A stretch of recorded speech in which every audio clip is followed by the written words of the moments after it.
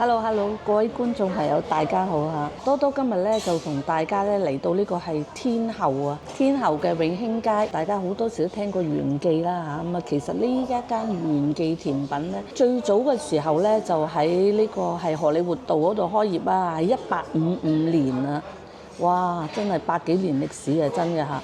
咁佢就經過4代人啦，西環都轉過1、2個地方嘅，咁啊後來咧就由佢第4代嘅傳人1970年嘅時候咧，就喺呢個西環正街咧就買入咗個店鋪嘅，咁啊做呢個元記糖水啊嚇，佢係去到幾多年啦？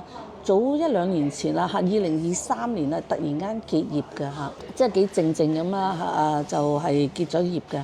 咁啊好彩喎嚇，好開心聽到佢喎。天后呢度咧，永興街呢度咧開翻呢間甜品鋪啊嚇。哇，其實咧好多人好懷念佢嘅，因為佢呢個桑寄生蓮子蛋茶咧係非常之出名嘅嚇。飲一啖先嚇，飲一啖先。咁咧呢一碗糖水咧，真係咧我就覺得係好滋補啊！佢芝麻湯圓啊，真係你睇下幾大粒。嗱，咁我先頭喺度講話要4粒，哇！佢4粒好大㗎喎，好多㗎喎。如果4粒你食唔食得晒啊？原來咧佢真係一粒係好大粒㗎喎。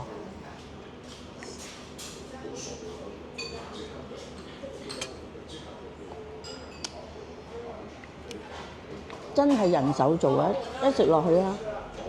嗰個湯圓同我哋一般食嘅湯圓唔一樣，佢係真係糯啲嘅，糯啲嘅。平時我哋食嗰啲湯圓咧，好多時咧係比較實啲嘅。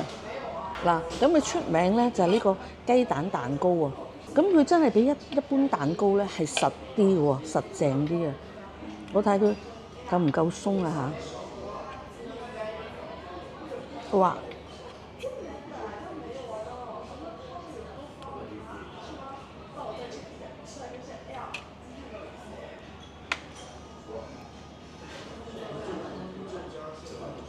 嗰啲一般嗰啲咧，嗰啲蛋糕咧係鬆啲嘅，咁佢咧呢個蛋糕咧係實啲嘅，但係佢實得嚟並不是佢粉多喎嚇，好結實啊嚇，但係佢個蛋味好香啊，哇好香蛋味啊！咁呢件蛋糕咧12蚊，佢比一般嗰啲蛋糕咧就冇咁鬆飄飄啊嚇，但係佢個蛋味好香啊！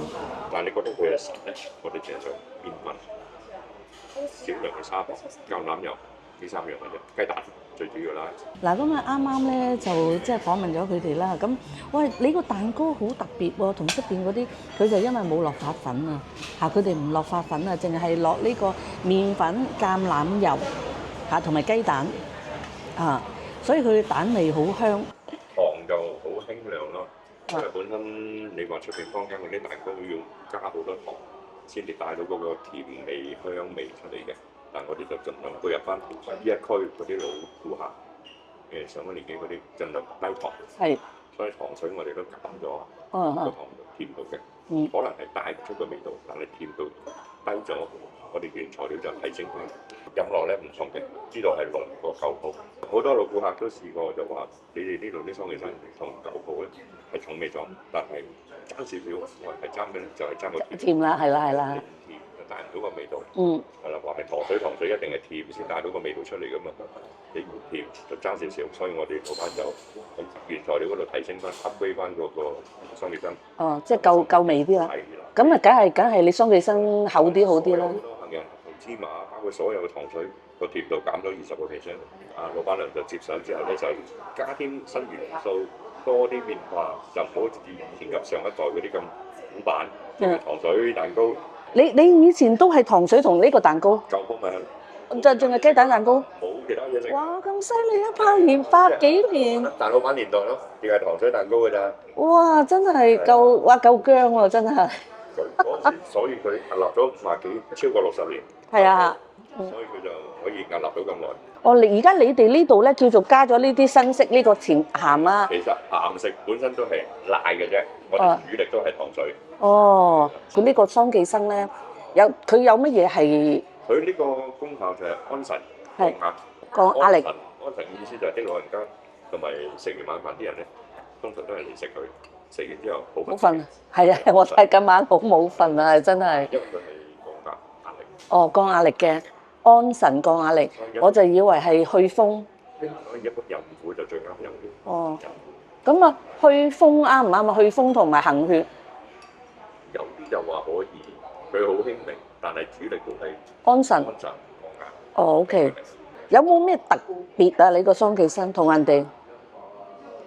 淨係隻蛋已經唔同啦，你出邊食唔到嘅啫。係啊，好彩你講一講。桑寄生蛋，但係食唔到佢個入唔到個味嘅。嗯。你出邊個蛋咧，好多顧客話咧係做到面，做唔到入。即係做到嗰隻色咯。佢連入邊嗰隻黃都滲到桑寄生入去。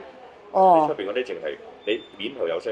你咬開咗咧，仲係黃色嘅。咁啊，啱啱咧就問過呢度嘅工作人員啦，咁佢就解釋得好清楚同我。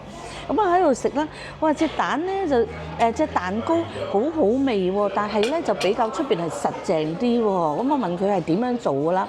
咁佢話咧佢哋嘅係冇加發粉嘅嗰啲蛋糕，出邊嘅咧全部發粉咧就發到佢鬆飄飄啊！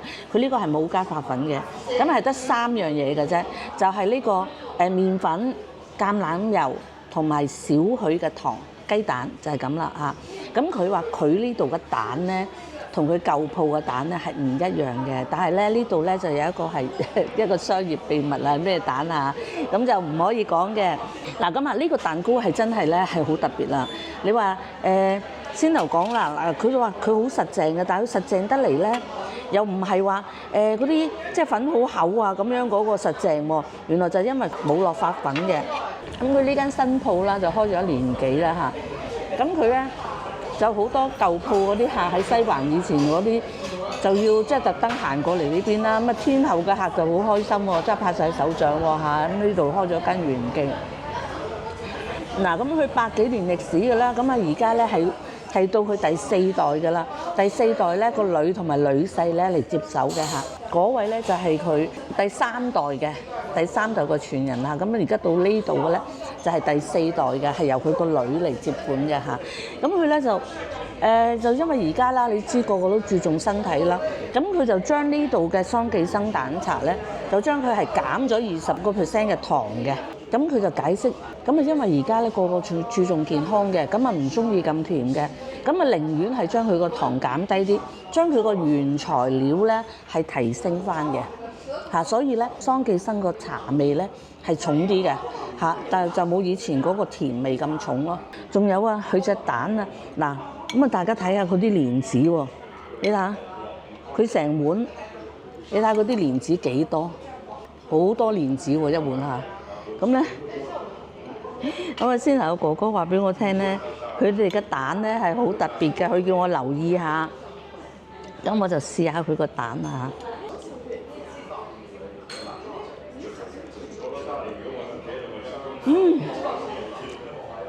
果然啊，好似薑醋蛋咁啊！你睇下啲顏色啊，我未食過嗰啲呢啲糖水嘅蛋係咁嘅色嘅喎，所以佢話佢哋嘅蛋係咧非一般嘅蛋嚟㗎嚇，但係所以都話呢個係呢個商業秘密嚟㗎，咩蛋啊唔講得啊嚇！嗱咁啊，哇真係好靚喎隻蛋，佢嗰啲桑寄生係入晒個蛋裏邊嘅喎啲味道嚇。所以呢個糖水咧，起碼50蚊咧，都係有原因嘅嚇。仲有啦，咁我想講一講啦。咁啊，先頭哥哥話俾我聽咧，桑寄生咧個好處係乜嘢咧？安神同埋減壓。所以咧飲咗呢碗桑寄生蛋茶咧，今晚一定好瞓啊！佢話係即係孕婦都好中意飲嘅呢個嚇。佢因為佢安神啊嘛。哇！真係100年歷史嘅元記。O.K. 啊，冇行錯路啊！我成日都講呢句啊，冇行錯路啊！